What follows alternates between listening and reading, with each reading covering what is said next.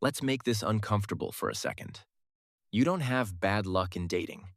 You have a pattern, and you keep protecting it.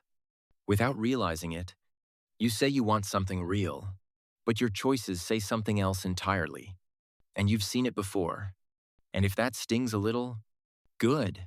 Because this is the part where things actually start making sense. You're not chasing love. You're chasing emotional spikes. That rush when they finally reply.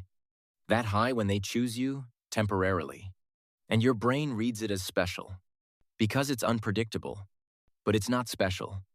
It's inconsistent attention. And you got addicted to earning it. That's why calm feels strange. Almost boring. Because no anxiety feels like no connection. When you've trained yourself to associate tension with attraction. Then there's the fantasy trap. You don't date people. You draft future versions of them. You meet someone who is clearly not ready. And your brain immediately goes, yeah, but if they just fix this and this. So now you're in a relationship with someone who doesn't exist yet. And every time reality shows up, you call it a phase. You always do. It's not a phase. It's who they are without your imagination editing it. Another one you won't like. Your standards are not the problem. Your enforcement is. And that's where it breaks. You know exactly what you don't want. You've said it before, out loud, to your friends.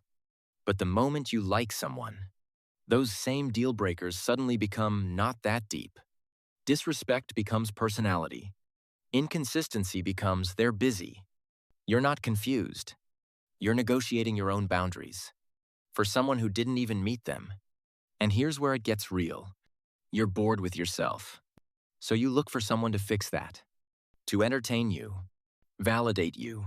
Fill the silence you don't like sitting in. So when someone shows up, you attach quickly. Faster than you admit. Not because they're right for you, but because they distract you from you. That's why you stay longer than you should. Because leaving them means going back to yourself. And that feels heavier. You also expect people to understand you, without you actually saying anything. You drop hints. You act different. You wait for them to notice. And when they don't, you tell yourself they don't care. No, they're not mind readers. You're just avoiding direct communication. Because clarity risks rejection. So instead, you stay confused. Because it feels safer. At least confusion feels safer than being told no. And then there's your blind spot. You keep focusing on moments instead of patterns. One good conversation.